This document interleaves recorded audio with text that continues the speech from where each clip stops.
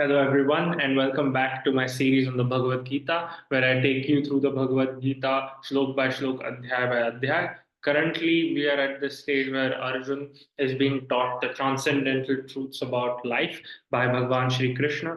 And if you are at this video and would have this probably won't make much sense to you, so I strongly would urge you to go through it by sequence. I have done a ton of videos. I think there's around 12 videos already. So we are 12 videos deep into the Bhagavad Gita. So yeah, like without further ado, let us start with the 51st slok of the second adhyay.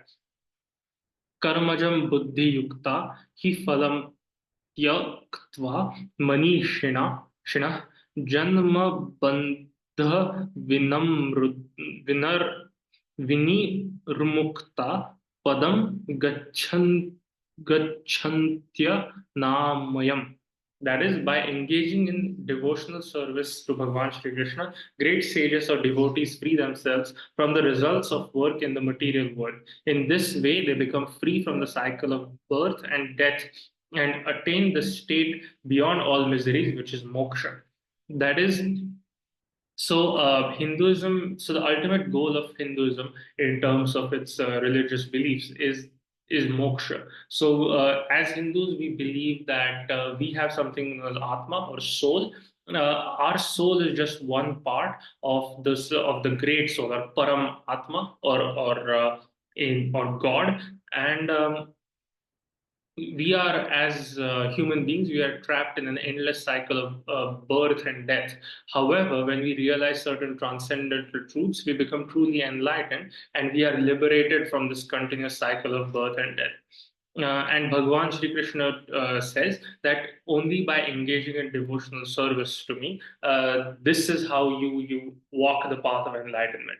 And in practical terms, right? Let's say you are an atheist and you don't believe in God and divinity and so on and so forth. You still, I believe, there's a deep philosophical truth here, and that is moksha, which is being detached from life. Because I believe that life is full of moha and maya. So moha is something that draws your attention and you lust after it. So that's what moha is. You know, you have tasty food and you can't stop eating. That's moha. Other slightly other examples which might not be suitable here, but I think you guys can get the gist of what I'm talking about. So in this way, if we give in to lust, then we'll be trapped in that cycle and be addicted to things, regardless if it is food or if it is sex or whatever. And or sometimes some people get attached to their work and they become workaholics. So any kind of attachment is bad. Like, I'm not saying it's not good to pursue the things in life which give us pleasure. That's not what I'm saying.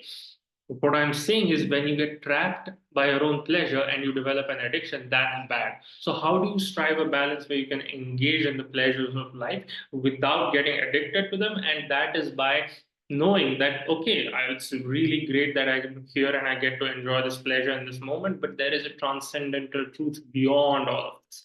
And that is, in my humble opinion, that is what moksha means in practical terms if you're an atheist. On the other hand, if you're a Hindu, then it means reunion with Paramatma, the great soul. And so the path to enlightenment that has been described in terms of Hindu philosophy thus far is one, by recognizing that the soul is indestructible and that it can never be destroyed, regardless of what we do in this world.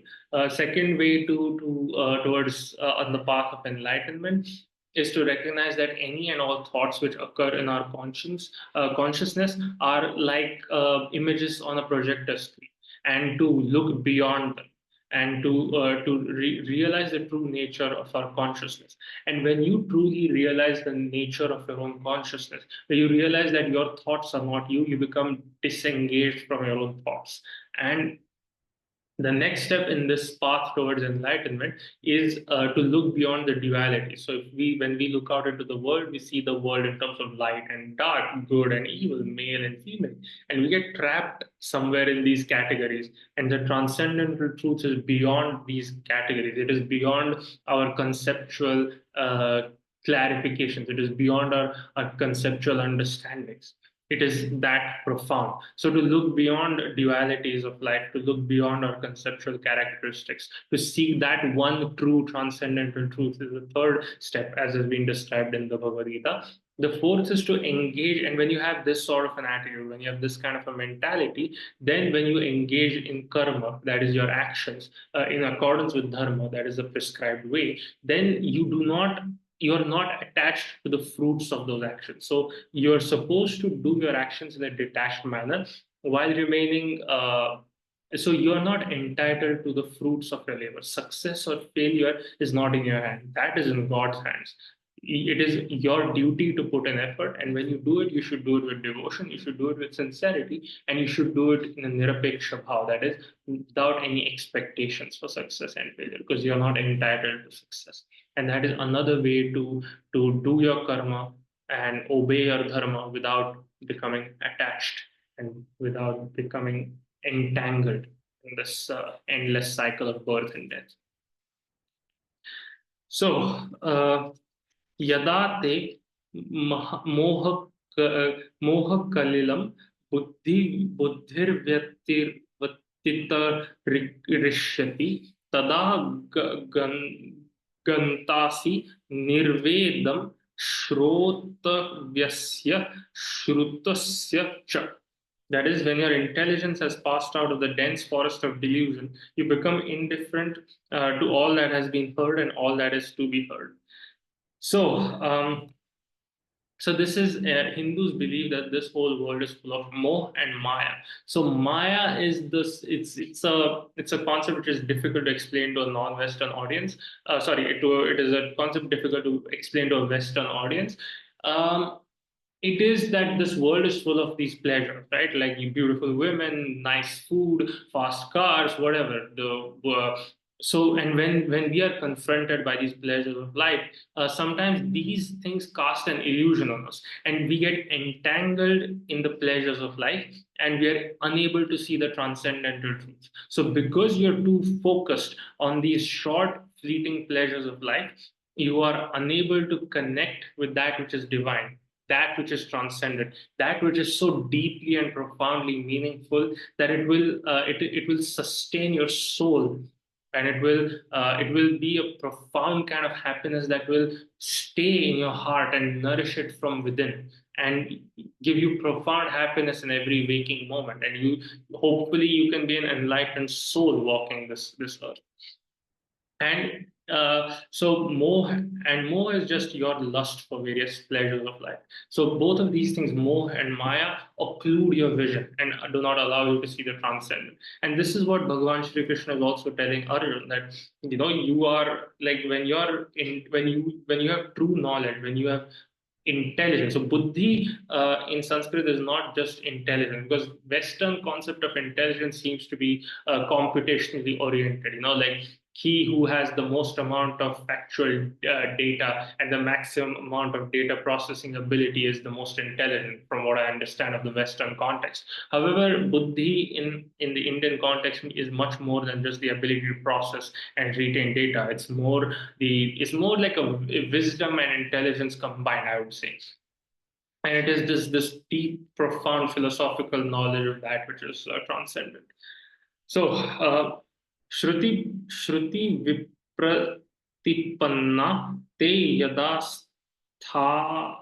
sthasyati nishchala samadhavachala buddhistada yogamavapsyasti.